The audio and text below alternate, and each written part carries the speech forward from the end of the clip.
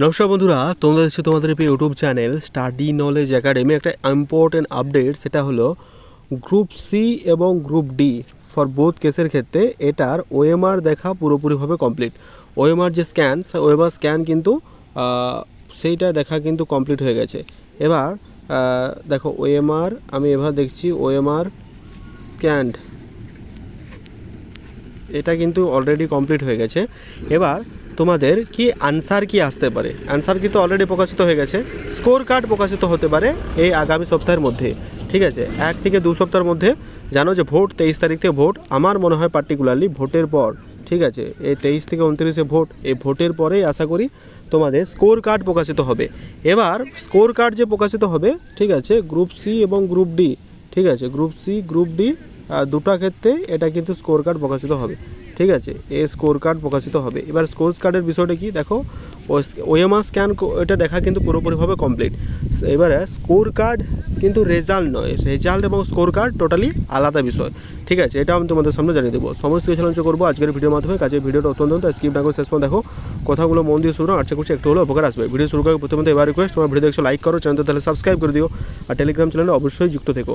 দেখো এই যে পিডিএফটা আমি ওপেন করেছি, এটা হচ্ছে তোমাদের ক্যাটাগরি ওয়াইজ এবং ডিস্ট্রিক্ট ওয়াইজ এবং জোন ওয়াইজ যে পিডিএফটা ছিল 2016 সালে, ঠিক আছে, কতজন রিজার্ভ আছে এটা তার লিস্ট। ক্লারিক্যাল পোস্টের জন্য, গ্রুপ সি এর জন্য, গ্রুপ ডি এর জন্য আমি পিডিএফ টেলিগ্রাম চ্যানেলে দিয়ে দিয়েছি, টেলিগ্রাম থেকে তোমরা কিন্তু কালেক্ট করে নিতে পারবে। এবার তোমাদের স্কোর কার্ডের বিষয়টা দেখাবো, যে স্ক্যান ওএমআর হয়ে গেছে, সেখান থেকে স্কোর কার্ড আসছে, ঠিক আছে, এই স্কোর কার্ডটাই কি রেজাল্ট, তো এখান থেকে মোটামুটি তোমরা একটা রেজাল্টের ধারণা পারবে। সেই রেজাল্টের ধারণা কী করে পারবে সেটা আমি তোমাদের সাথে বলছি, ঠিক আছে।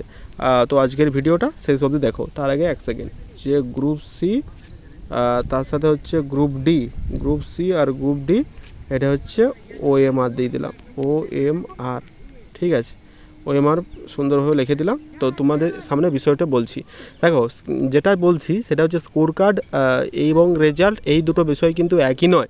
স্কোর কার্ডের যে ব্যাপারটা সেটা হচ্ছে তোমার যে মার্কস, ঠিক আছে, ওএমআর স্ক্যান করে যে মার্কসটা সেটা অ্যাগ্রিগেট লেখা থাকবে। ধরো গ্রুপ 60 ক্ষেত্রে তুমি করলে 53, তো এখান থেকে মোটামুটি একটা থাকবে। এই ধারণাটা একবার দেখো, আমি ছবির মাধ্যমে দেখাচ্ছি।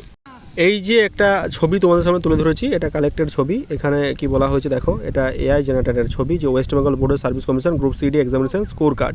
এই স্কোর কার্ডের বিষয়টা হচ্ছে যেখানে তোমাদের নাম লেখা থাকবে, ক্যান্ডিডেট নাম লেখা থাকবে, ক্যান্ডিডেট রোল নাম্বার থাকবে, কটা মার্কস পেয়েছে এবং কোয়ালিফাইড থাকবে কিনা। যেমন করতে আমরা স্কুল বোর্ডের ক্ষেত্রে স্কোর কার্ড লিখে থাকি, সেই স্কোর কার্ডের বিষয়টা এরকম।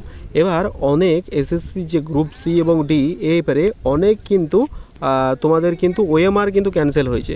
ওএমআর ক্যান্সেল হয়েছে মানে তোমাদের ঠিকঠাক ফিল আপ হয়নি, এবং তোমরা যে বাবেল ফিল আপ, সে ধরো কোশ্চেন সেট ছিল সি বি, এখানে কি অনেকে ফিল আপ করেনি। এবার কি অনেকের একে দেখা গেছে যে বাবেলগুলো যে হাতে ফিল আপ করার কথা, ধরো এইটা, এই ধরো একটা বাবেল তোমাদের দেওয়া আছে, ঠিক আছে, যখন তুমি ওএমআর ফিল আপ করছো, ঠিক আছে, এভাবে বাবেলগুলো ছিল, তো এই বাবেলগুলো পুরোপুরি ভরাট করতে হবে, ঠিক আছে, এটার বাইরে এটা এরকম ওরকম করে দিচ্ছে অনেকে।